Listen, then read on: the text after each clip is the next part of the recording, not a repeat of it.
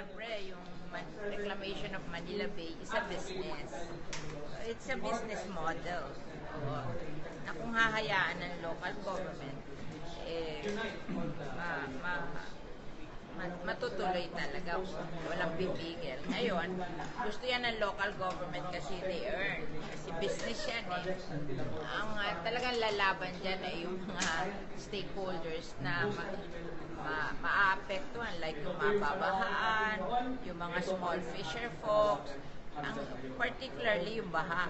So, kasi tayong lahat, ayaw natin mabaha. Katulad sa Las Piñas, sabi nun sa akin, na pag inalaw ang reclamation, babaha kami ng 8 meters. Can you imagine what is 8 meters? That's 3-story.